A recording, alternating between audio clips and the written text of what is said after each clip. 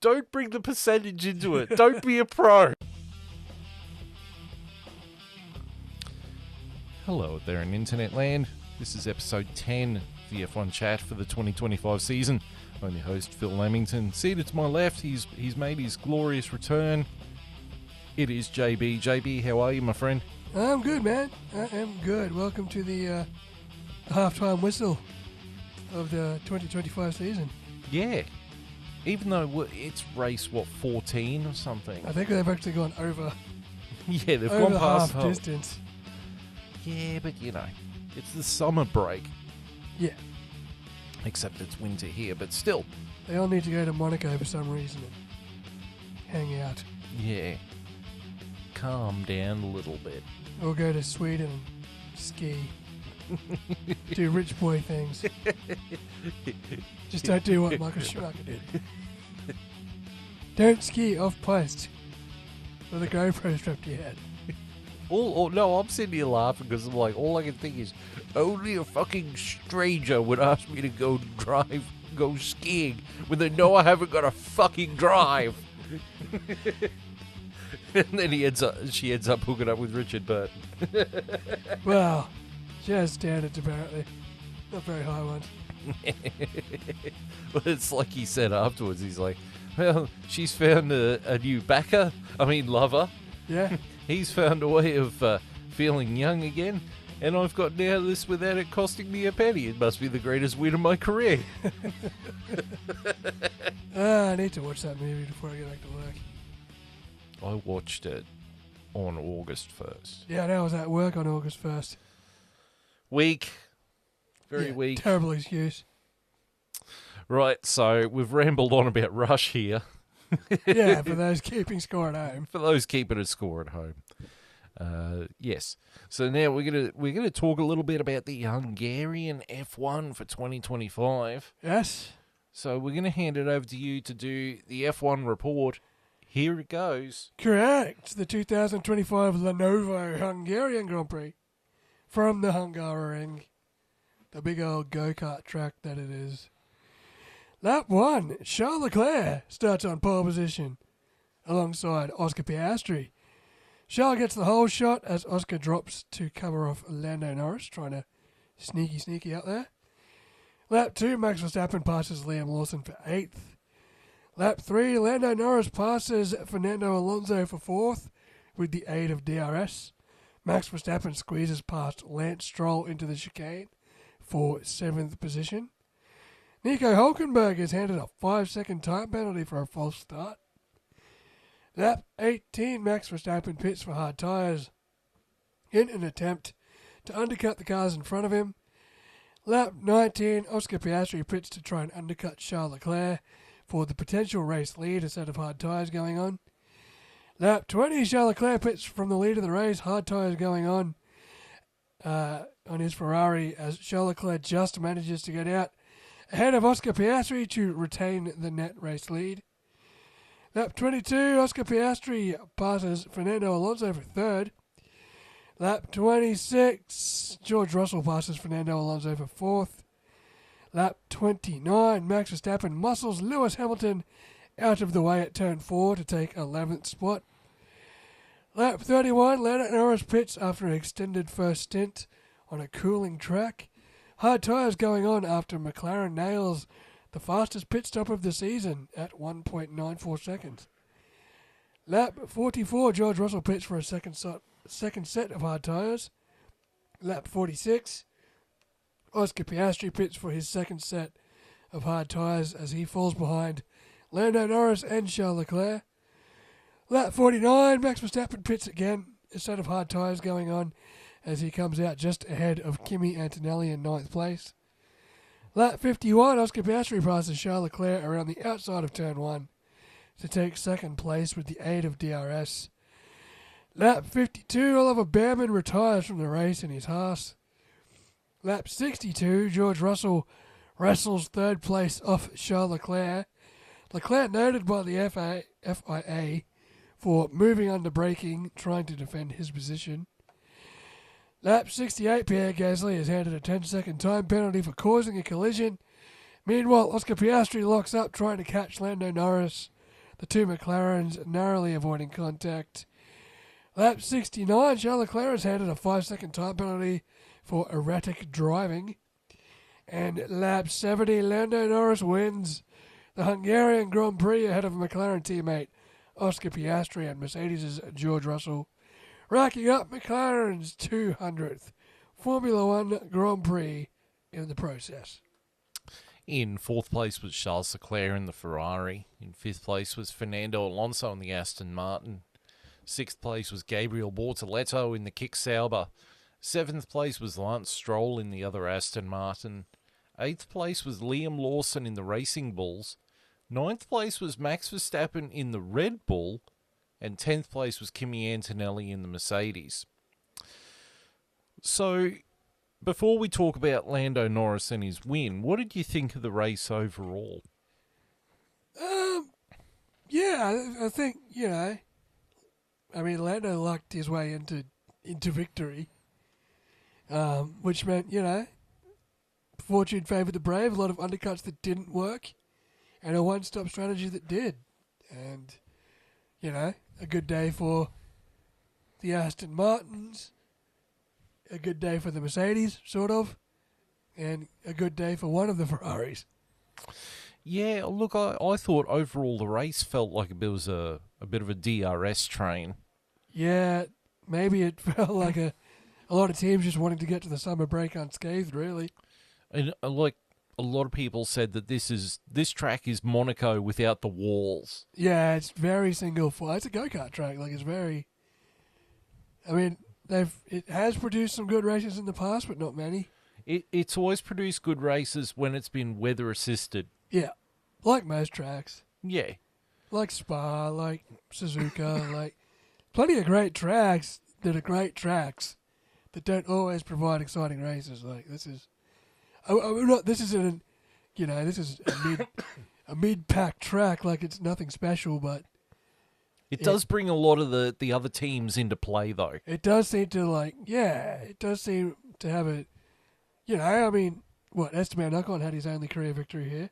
Yes. It does throw up a curveball every now and then. The race that Lewis Hamilton was the only one on the grid when the lights went out. Yes. McLaren's historically been good here, even if their car's been shit. It's just it's a driver's track, at least it's a driver's track. Yeah. It's not just a mundane street circuit thrown together. And it still is a fun track, but... It is. The reason why I bring up it's a DRS train this year is because we've got the new regs next year where everyone can use DRS whenever they want because it's the X-axis and the Y-axis. And it sort of highlights to me that this is what Formula One might be becoming by having these new regs. Yeah, it's hard.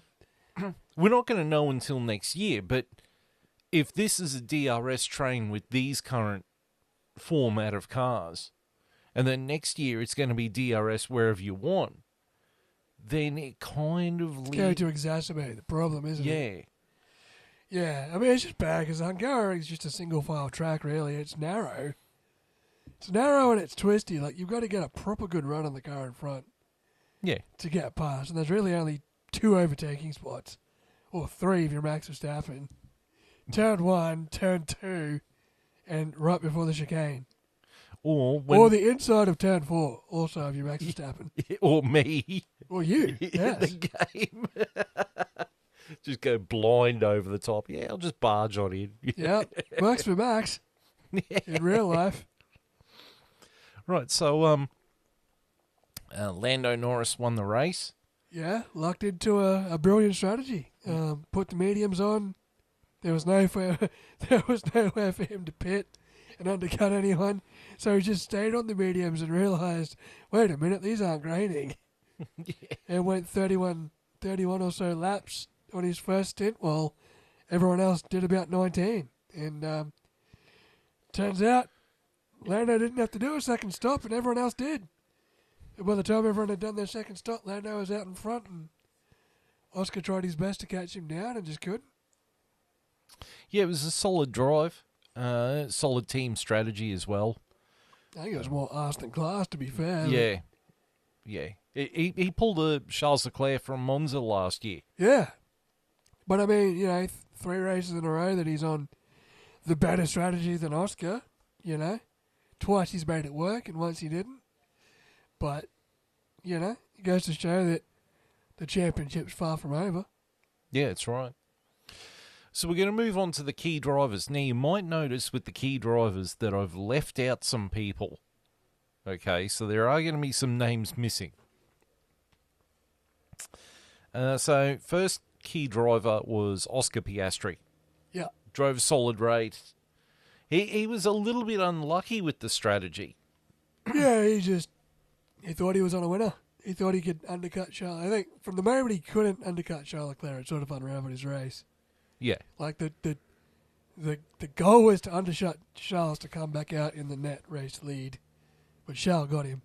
And then he had to work to get past Charles. And obviously Lando just lucked into a better strategy than both of them. Yeah. My next key driver, and he only just made it onto the list, okay, was Charles Leclerc. Until his car developed an issue, he had the faster car out of all of them. The Ferrari definitely had the pace. And then something happened. I think it might have been at the pit stop. Because apparently he thought it was something during the race. And then post-race, he found out it was like a crack in the chassis or something. It was causing the car to wobble a little bit. And so he just didn't have the pace after that because, I mean, you're driving a car that's broken. It's unstable, yeah. Yeah. It's suddenly flimsy and all over the shop. So you can understand why he lost pace to Norris and Piastri and even Russell. Yeah. It was unlucky because he was on for a podium. Yeah.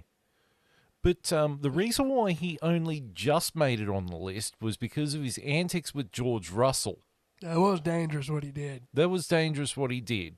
So that nearly got him onto the other list. Yeah. But I think majority of the race, he did the best he could. And it showed that the dangerous maneuvering under braking was him desperate to hold on to that position because he was just going backwards. Yeah. It was desperate driving. And he got punished for it. It's not like the FIA let him get away with it. Yeah, no, that's right. And, he was driving on tilt. Yeah, he was just... The pace he had at the start of the race, he no longer had. Yeah. And he couldn't figure out why. Yeah. So he was just doing whatever he could to bring home as many points as he could. Yeah. And, he did cross the line coming into turn 1 and... He got moved on to braking for George, that George rightly complained, and the FIA rightly punished him, and George got past him anyway, so... 5/8 of an inch is hardly anything. It doesn't affect performance. Yeah, but 2 meters across the track in a braking zone sort of does. I know. I was just sticking another Rush quote in there. So my next key driver was Gabriel Bortoleto in the Kick Sauber. Yeah, he had a solid weekend, the kid. Yeah, that Sauber seems to be coming along in increments. Hulkenberg started at the back of the grid. I don't know how he went, but Bortoleto was... Yeah, he was... Did he qualify top 10? Yes. Yeah. No, he must obviously like the track because he was up there, and he's had a couple of decent drives this year. It's sort of a shame that it hasn't been sort of in tandem. Yeah. It's like Hulkenberg's had really good drives, and then Bortoleto's had really good drives, but never really together. Yeah. Never the twain shall meet. No.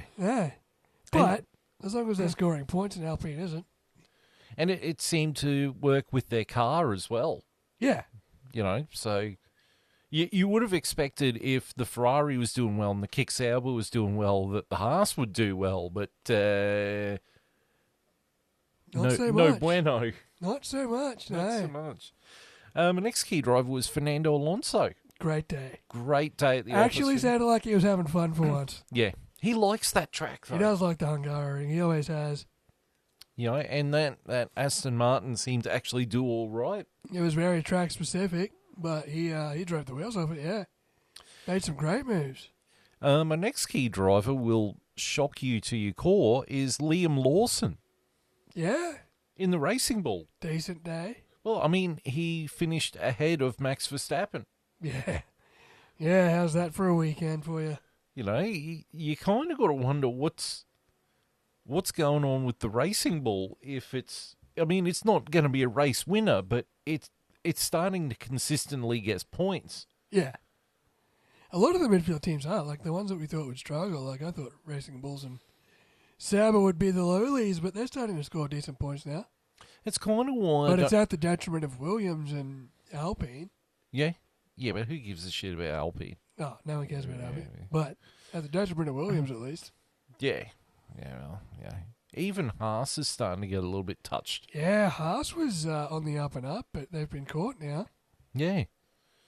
But it kind of highlights that we've got the cars sort of where we want them. Obviously, we want them, the McLaren to peg it back a bit so it's, more of a title fight with other teams.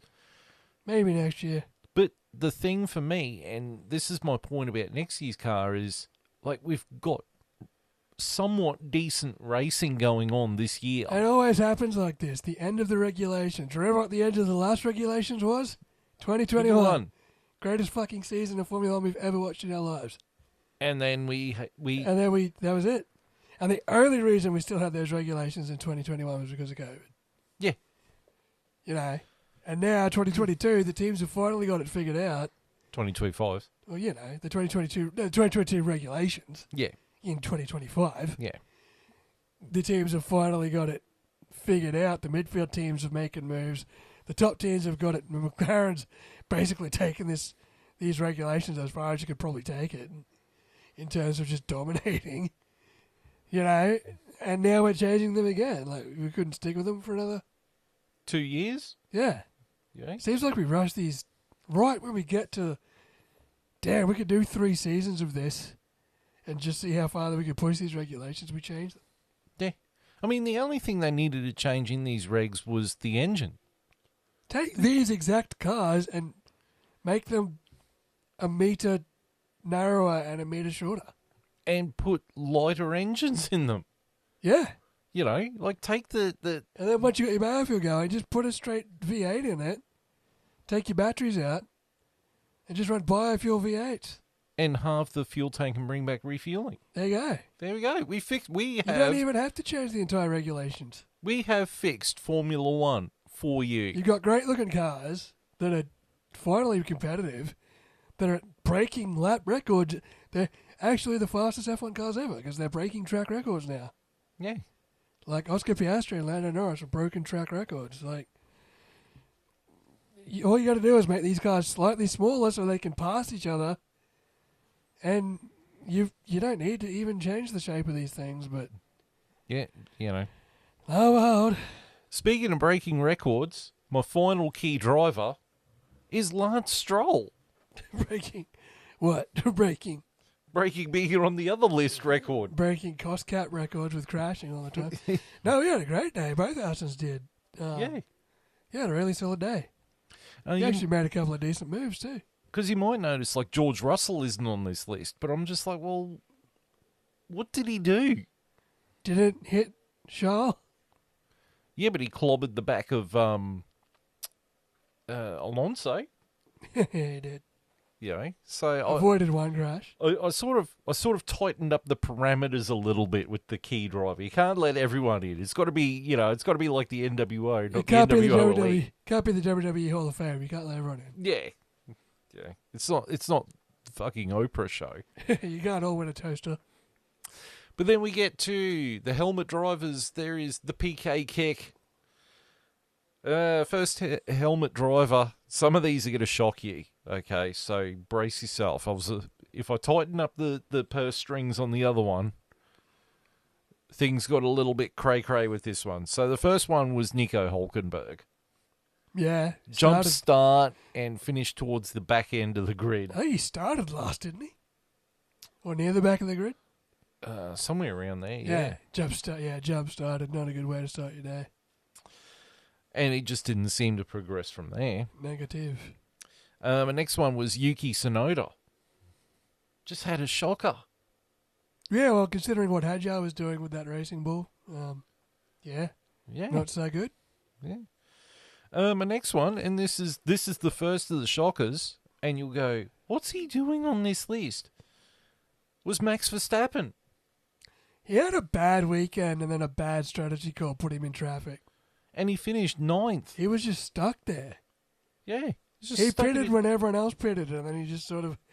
There was no net gain on his pit stop. He just lingered. Although he was putting on some decent moves coming into the chicane. Like, he did have to... Like, he was 17th at one point. Yeah. And climbed to 9th, so it's not like he wasn't progressing. No, but he just Yuki Tsunoda wasn't progressing at all, but... Yeah, but he just sort of lingered. I don't think he had the outright pace. Yeah. He was just stuck in the DRS train with everyone else. And had to just rely on talent instead of car speed. Yeah. My next helmet driver was Kimi Antonelli. He had a shocker as well. He's had a few shockers lately. I don't know, he's sort of hit his... Well, I mean, he finished 10th. He's hit his mid-season slump. Yeah, like, it's just... After finishing 4th on debut. But, I mean, to Toto Wolff's credit, he came out and said, look, Kimi Antonelli's a rookie. You got to expect these things. Yeah, this is a bigger workload than he ever had in Formula 2. Yeah. And Formula 3. I mean, he fucking basically skipped Formula 2. But, I mean, to Toto Wolff's credit, he came out and defended his driver. He said he's a rookie. Yep. This is bound to happen. Yep. It happens. He's probably tired. If he was in Red Bull, he would have been demoted to Racing Bulls. He would have been sacked by now. Yeah. Yeah, to be fair. You know. No, he's just... It's his first season in Formula 1. He's just... Now he's got Formula 1 workloads. Yeah. You know, they don't do 24 races in Formula 2. They do 12, 14. And he's 18 years old. They do 14 races in Formula 2, and I think they do 12 races in Formula 3. Yeah. They do 24 races in Formula 1. In bigger, faster cars. Yeah. More travel, more practice sessions, more qualifying, more races, more strain, more media, more sponsorships. Kid's tired. Yeah. Kid's fucking tired. Give him a break. Right, and my final driver in the helmet list, and people will sit there and say, we knew this one was coming, but I am going to defend him. It's Lewis Hamilton. He had a shocker of a weekend. It's the first time I've ever heard him doubt himself over doubting the car. Yeah. And that's after qualifying. That's the thing, like, he had a shocker of a weekend, but I'm not going to vote for him. No, he hasn't adapted to the Ferrari, and he knows it, and it's been a bad move. You can sort of see, and we'll get into this a little bit later, but we'll touch on it now. You could see that he's run off Mercedes power for 15 years or longer than that. You know, it's 14 years or 17 years or something. Yeah, going back to the McLaren. Yeah, when he came in what, 07? Yeah, 2007. All the way to 2024. He's run Mercedes power units. Yeah. Now he's trying to learn a Ferrari power unit, which is a very different beast to the Mercedes one. Yeah. He's been in British culture with McLaren, with Mercedes, and now he's got to learn Italian culture and how Ferrari works, which is a very different animal. You're in a fishbowl at Ferrari. You know. They will fucking pinpoint you for everything. But, you know, he's trying his best that he can. His boyhood dream's turning into a boyhood nightmare. And add to that fact, with these new car regs that came in 2022, he hasn't felt comfortable in any car since 2020. No, the 2022 Mercedes tried to kill him. Yeah. The 2023 and 2024 Mercedes started coming good. Yeah. Makes you wonder what happens if he'd stuck it out, but, you know. Yeah. But I understand it. When Charles Leclerc puts it on pole and didn't even make Q3, did he? No. Like, He was 12th. Yeah. Yeah. And he's come to the realisation that, well, fuck, it's not the car, it's me. If Charles can put it on pole and I can't even put it in the top 10, what's the real problem here? And that fucking hurt to hear him say it. We'll the way he said it. We'll get into this a bit later, though. Yeah. So who are you voting for the helmet driver? For me, I'm going to go with Max Verstappen. I think Max did what he could with what he had, which was probably less than anyone expected. Oh, he still made moves. He pitted into traffic, like he pitted into a DRS train, and just had to balls to the wall, overtake everyone in that. In his, the way he passed Lewis, the way he passed everyone at the chicane, and then he muscled Lewis at turn 4, which we've seen that before. Yeah. I suppose then I don't think Max had a particularly bad day. He was stuck, and to finish 9th is probably all he could do, which is still a hell of an effort from where he was. Okay, well, who do you think? Who else have we got on there? Hulkenberg, Tsunoda, Max, Antonelli, and Lewis. I'm almost tempted now to change it to Antonelli. Antonelli's tired. So Lewis isn't gelling with the Ferrari. And Tsunoda's just having a shocker. Tsunoda's cooked. Hulkenberg for jumping the start. Yep, done.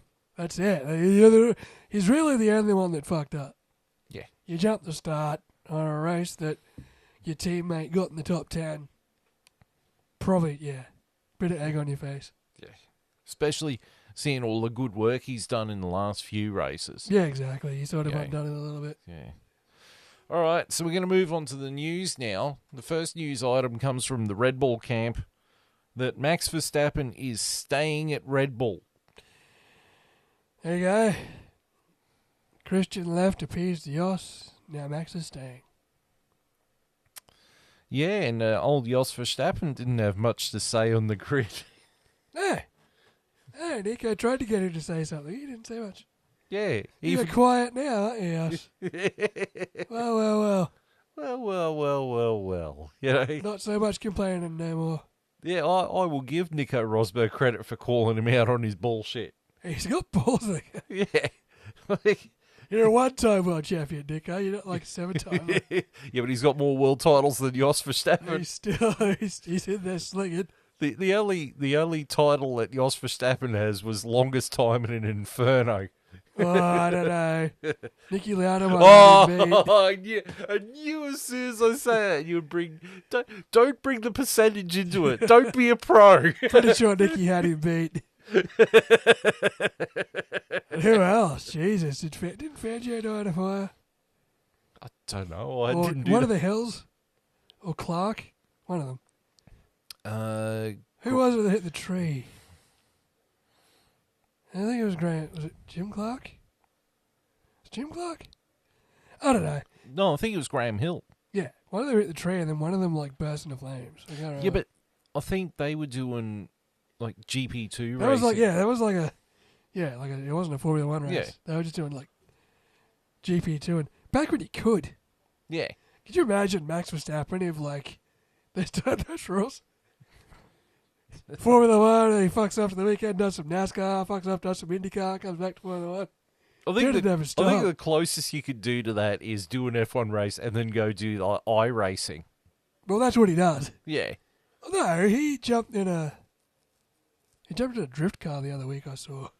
Yeah, well, he was doing some drifting. He also jumped in the Ferrari WEC car as well. And the GT3 car, yeah. Yeah. Went back, did another couple of laps on that. Yeah. He's a busy boy away from the track. But did you know one of the 70-odd world champions that have been in F1, I think it's John Surtees, is the only guy to be the F1 and the MotoGP champion at the same time. Yeah, I don't see Max Verstappen jumping on a bike anytime soon. No. And I mean, I saw footage of Valentino Rossi in a Mercedes, I think it was, and Lewis Hamilton was on his Yamaha. Yamaha, and you're like, Please don't do that ever again. Pretty sure Mercedes would be like, you never do that again. You're never going to go on a bike, you psycho. He got it too. He wasn't going slow. He's just like, fuck it. Well, Rossi nearly signed with Ferrari. Yeah. Why would you do that? I don't know. Why? Well, he did win his class in GT3 at one of the latest rounds of World Endurance. He can drive on four wheels too. Yeah, but keep him in something that's got a proper cockpit that's covered over. Yeah. Don't put him in single wheel. He's in a BMW GT3 car, so he's fine. But Max is staying at Red Bull, but Lawson, Hadjar, and Tsunoda have all still got their contracts up in the air. So Hadjar's probably the only one that will stay at this point. Yeah. Whether that means a promotion to Red Bull or not, it's another thing. Yeah, unless they do roll the dice on Tsunoda, but who knows with that one. Well, he hasn't really set the world on fire. Yeah, but no one in that car seems to be able to set the world on fire. Not since Daniel Ricciardo left. Yeah, but I mean, And the first season of Sergio Perez. Yeah, but since they've gone to these new regs, that second car has just not clicked with the driver. Yeah, it's definitely Max's car. Yeah, despite how much they deny it, but yeah.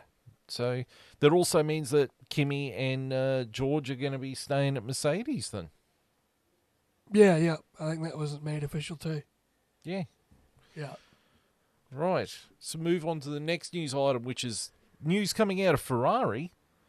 The first bit of news is that Fred Vasseur has signed a 3-year deal to stay as team principal at Ferrari. Good. I'm glad those rumours are finally quashed. Yeah.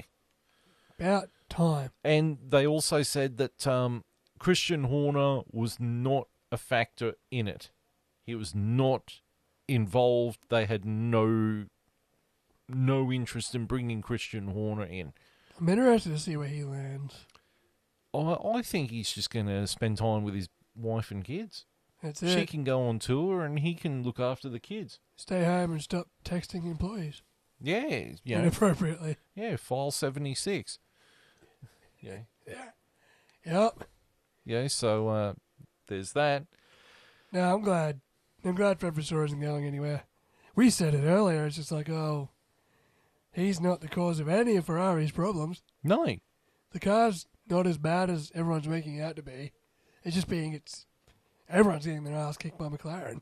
Yeah. Like, Red Bull and Mercedes are right there with you, Ferrari. Like, no one's catching the McLarens this year. Well, the thing about it is, like, Ferrari hasn't won a race this year. I mean, George Russell's won a race. Max Verstappen's won a couple of races. Lewis did win the Chinese sprint race. Yeah, but that's a sprint race. That's, you know. But Ferrari hasn't won a race, and yet they're still second in the constructors. Yeah. You know, you don't do that unless your car has something consistent. It's probably the more consistent of... Yeah. I mean, Kimi Antonelli's fallen right off, so... Yeah. But, I mean, Lewis hasn't really been... Charles been doing all the heavy lifting lately too. Yeah, but I mean, as a car, the Ferrari seems like the most consistent one out of the three, out of the Red Bull, the Mercedes, and the Ferrari. I'd argue it's the Mercedes, but Kimi needs to pick his act up. Yeah. And Lewis does too. And Yuki, well, there's no hope for Yuki. So it's still just going to be Max fighting. He's just kamikazed it. Well, he might as well. Bring some interest to the sport. Make it look like an accident.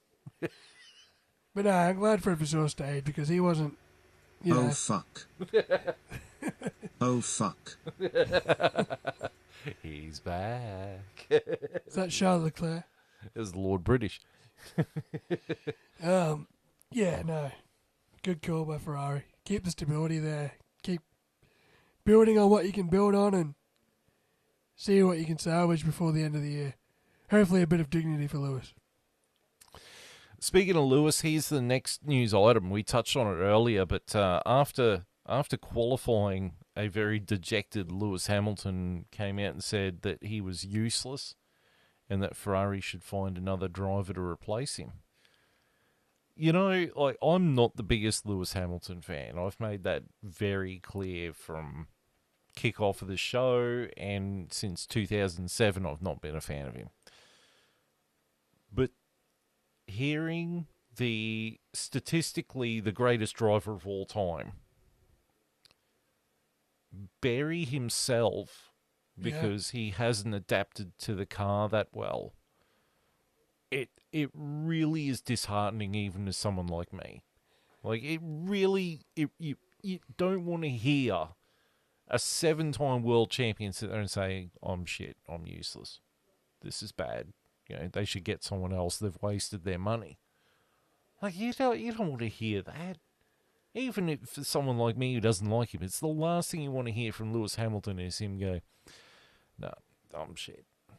Yeah, it was gutting. It was honestly gutting.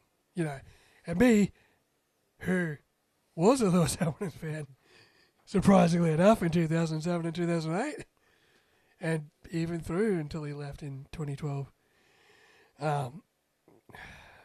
It's the first time I've ever heard him doubt himself. You know, he's had bad cars in the past. Yeah. The 2022 Mercedes tried to kill him. I think he finally got fed up with the 2012 McLaren, which prompted him to switch over to the Mercedes, which didn't hit the ground running, but then went on to dominate the hybrid era. But it's the first time it hasn't been the car. You know, it's the first time he's never been able to just blame it on the car or bad strategy, or it's the first time he's taken the fall for it, and it's pretty gutting to hear. You know, maybe he's right, but you know, and with Charles Leclerc putting it on pole, it definitely makes a compelling enough argument. But I sort of hope he finds a bit of confidence again before season's end, because having Lewis Hamilton retire from the sport before Fernando Alonso is not on my bingo card. But damn, it could happen. Look, I think Lewis Hamilton's going to fight back. You know, I think he's too good of a driver to not fight back. I think next year he'll bounce back. Apparently, I hope he waits until next year, because if it keeps going like this, who's to say he doesn't pull the plug a year early and Antonio Giovinazzi gets to drive, or whoever I think he'll stick it out. Like, I think he signed a deal for 2 years. He's going to drive for 2 years. Yeah, it wasn't like the Mercedes deal where it's 1 plus a bonus. You know. Am I the only one here seeing absolute parallels between Lewis Hamilton and John Cena? What? It kind of seems like two long-time legends of the sport on a final run, and you kind of want to see them just not question themselves and find a bit of confidence and go out into the sunset the right way. Yeah. It's just a weird parallel between Lewis and Cena. I don't want Lewis to get an 8th title, but I want him to get a couple of wins. Yeah, we don't want to see him pick the gold up, but we just sort of want to. Don't disgrace yourself on the way out, and don't doubt yourself on the way out. Yeah. Because we still sort of love you. Yeah. Regardless of how much we hated you in the Dominator era, the same way we hated Cena in the Super Cena era. You sort of kind of just want him to. I think you could draw more parallels between Lewis Hamilton and, say, The Undertaker. Because Taker was trying to have that one last good match, and it kept going to shit. Like, that match he had at Mania with Roman Reigns was crap. Yeah. Then he had the match with Triple H in Melbourne. Yeah, that was shit. It was passable, but then they did the tag match, and the tag match went to shit. It's a fucking disaster. Then he had the Goldberg match, which is borderline unwatchable. Nearly died twice. But he was smart enough to finish off during the pandemic with AJ Styles in a cinematic match. Thank God for the COVID. Yeah, thank God for that. Thank God for COVID. He didn't have to actually wrestle physically. Even though the 2 days before they filmed that, his brother died of a heart attack. Yeah. You know, so he had a lot of clouds over his head. And now he's talking about he might actually come back for one more match. And you're like, no, don't. Don't do the Goldberg thing. Just go. Because he wants one more match with Gunther. You're like, no, dude, no. Gunther's already retired Goldberg. Just let him. Yeah, just Lewis, on the other hand. Yeah, you want Lewis to you want him at his last race to risk. I don't want him to go down thinking that he was the problem when he's not. But I just want him to go on the sunset with his head held high. To Lewis Hamilton's credit, though, he has highlighted a whole bunch of key problems in the team. He's written them all down and given them Fred Vasseur and said, like, this is what we need to change in order to become more efficient. So he is still helping the team. And after his comments at post-qualifying and then post-race, he was still down on himself saying, yeah, no, I think they might want to think about changing me out. Charles Leclerc came out and said he's Lewis Hamilton. Like, he's harder on himself because he is statistically the greatest of all time. I know that he has got Lewis Hamilton hidden in there somewhere. Yeah. Lewis Hamilton is waiting for the right car to come out of Ferrari so that he can get on with it and be Lewis Hamilton. Yep. And he said, I will support Lewis Hamilton all the way. And you're like, fucking beautiful, Charles. Yeah, that's it. Charles is all of us. He's just like, he's still a 7-time world champion. Like, yeah, you're having a rough patch. It's not the first rough patch of your career. Yeah. And it shouldn't be your last rough patch. I mean, like Senna went through a rough patch. Yep. Schumacher went through a rough patch. Yep. Yeah. Vettel went through a rough patch. Yep. It happens. Yep. You know, Alonso, he had a rough patch. He's still living through that rough patch. I don't know. I had a pretty decent race on the weekend. Yeah, but Alonso has always been Alonso's worst enemy too. Well, yeah. Yeah. But you know, even James Hunt, like he won his world title with McLaren. Then the 77 season was craptastic. And then 78 he went to Walter Wolf Racing. And halfway through the season, he just went, nah, I'm not doing this shit anymore. Yeah, I'm out. quit. Done. I got my one title. That's enough. See you later. Yep. You know, whereas Niki Lauda left Ferrari in 79, I think it was, because he didn't like the guy who replaced the track manager. They got some other guy, and he didn't like him. He just went, well, I've had enough of this bullshit. So he went and drove for Walter Wolf Racing as well. No, he went to Brabham. That's right, he went to Brabham because he drove the fan car. Yes. And then he retired, and then he got brought back out of retirement by Ron Dennis in 84 and won the world championship. Won the world championship by half a point from Alain Prost. You know? So go figure. Yeah, and James Hunt was doing commentary. Yep. Yeah. So, yeah, you know, Lewis Hamilton's trying to change things at Ferrari, and I do think it is the right direction to go to change things at Ferrari, because the Enzo Ferrari way, it really didn't work that well. No, times change. Pretty outdated. You know, look at Williams, you know, having spreadsheets. You know, I'm sure Ferrari's not in the stone ages by any chance. No. Charles Leclerc was about to get a podium before the chassis broke.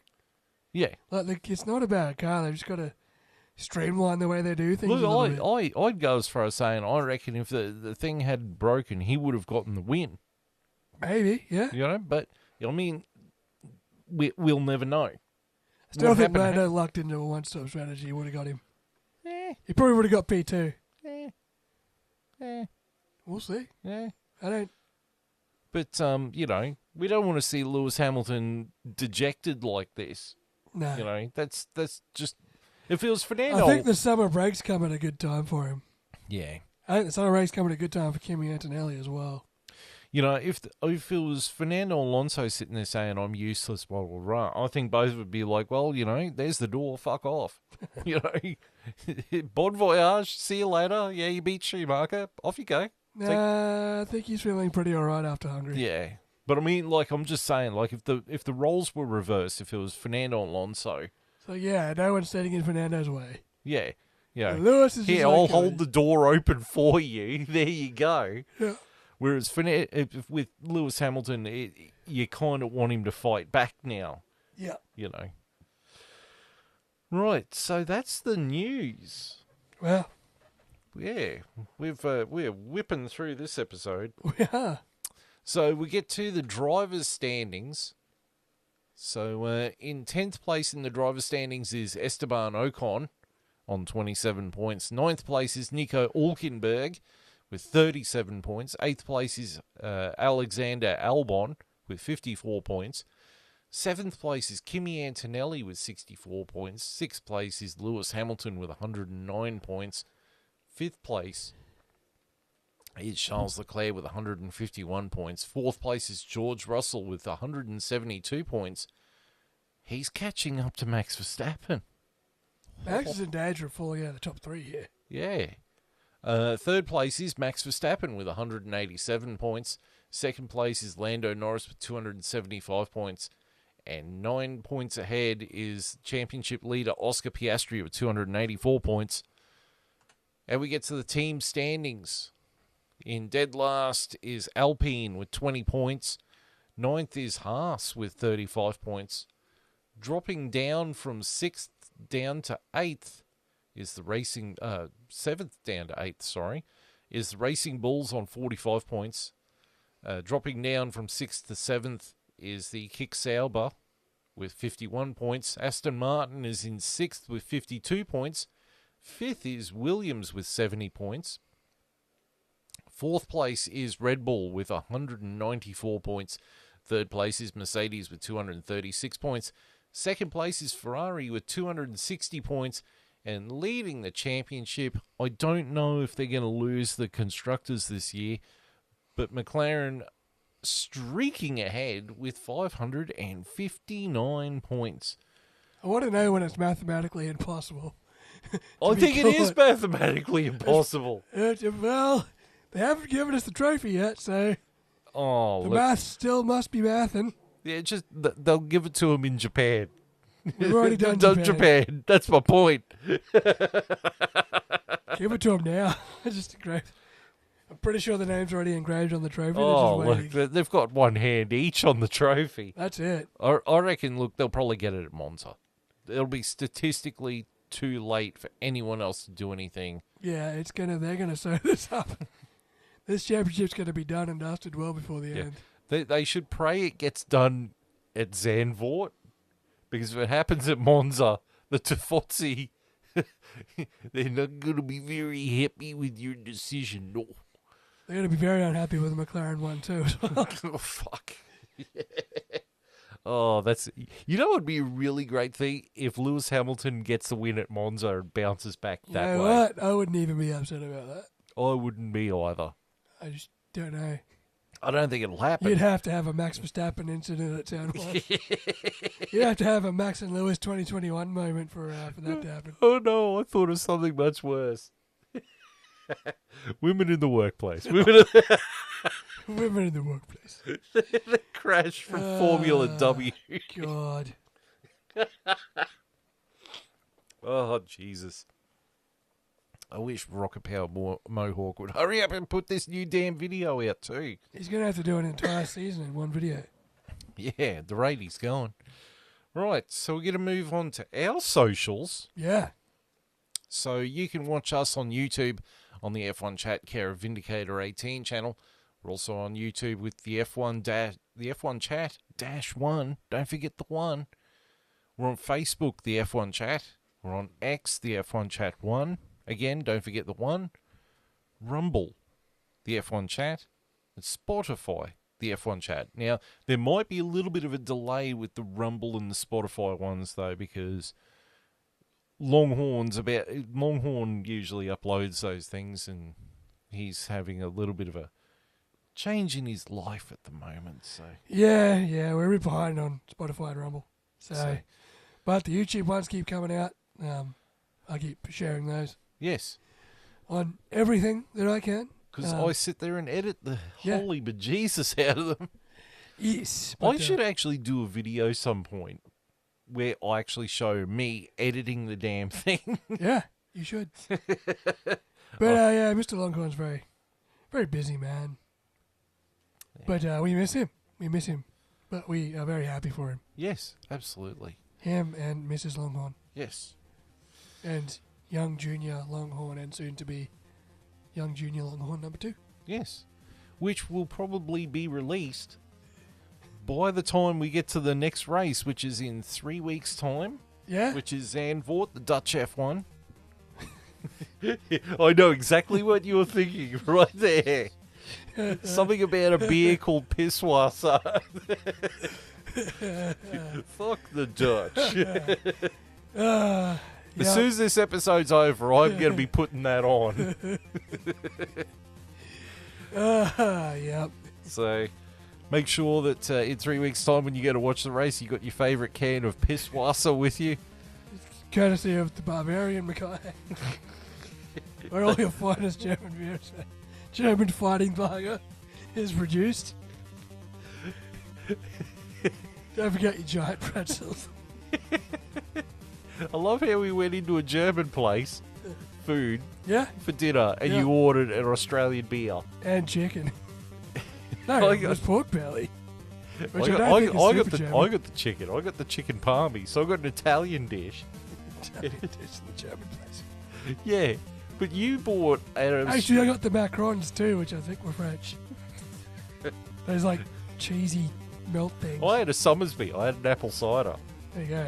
But you had an Australian beer. Yep. That's owned by a Japanese beer company. Yep. In the German place. In a German place. Says the man who goes into every steakhouse we walk into and orders the chicken. If they didn't want me to eat it, they wouldn't put it on the menu. Correct. Speaking of correct, thank you for tuning in this week. And we hope you enjoy the episode. On behalf of myself and JB, thank you for tuning in. We will see you next time. Until then, it is goodbye.